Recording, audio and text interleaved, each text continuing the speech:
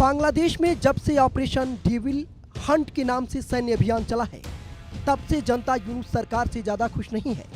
सरकार पर पक्षपात के आरोप लग रहे हैं। आवामी लीग के समर्थकों को गिरफ्तार किया जा रहा है।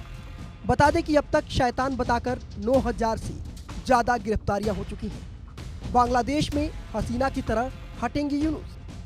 बांग्लादेश में मोहम्मद यूनुस की मुसीबतें लगातार बढ़ती दिख रही हैं। दरअसल बांग्लादेश में तख्ता पलट के बाद से ही हालात कभी सामान्य नहीं हो सके और इसी बीच चुनाव से पहले ऑपरेशन डेविल हंट की शुरुआत हो गई है। बांग्लादेश में ऑपरेशन डेविल हंट के तहत लोगों को शैतान बताकर गिरफ्तारियां की जा रही हैं। ऐसे में राजनीतिक के जानकार कहते हैं कि अगर जनता शेख हसीना सरकार को हटा सकती है तो वो और भी ज़्यादा आसानी से मोहम्मद यूनुस सरकार को खत्म कर सकती है। ऑपरेशन डेविल हंट की शुरुआत क्यों? हसीना सरकार में मंत्री रहे AKM मुजम्मिल हक के गाजीपुर स्थित घर पर 7 फरवरी को हमला हुआ। पुलिस के अनुसार हिंसक झड़पों में 17 लोग जख्मी हुए और 1 की मौत हो गई। घायलों में ज़्यादातर छात्र थे। इस हिंसा के जवाब में हुई कार्रवाई के लिए आवामी लीग को जिम्मेदार ठहराया गया था। इसके बाद मार्च टू गाजीपुर की शुरुआत हुई थी।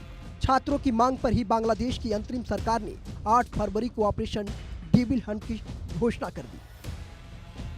बांग्लादेश में परिजनों में भय का माहौल। इस ऑपरेशन शुरू होने के बाद गिरफ्तार किए गए लोगों के परिजनों में डर है। वो किसी से भी बात करने के लिए तैयार नहीं है।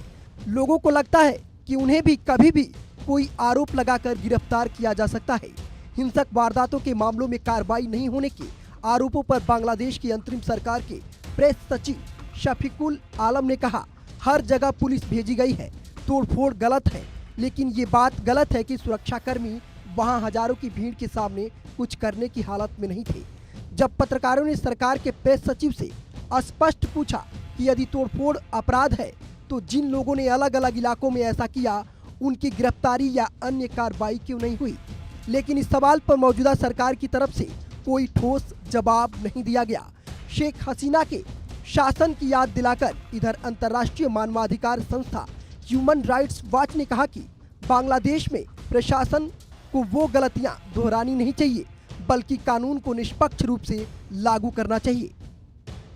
बांग्लादेश में क्या है डेविल का प्रमाण? ऑपरेशन डेविल हंट की शुरुआत मोहम्मद यूनुस ने की है और उन्हीं की मुश्किलें बढ़ती दिख रही हैं।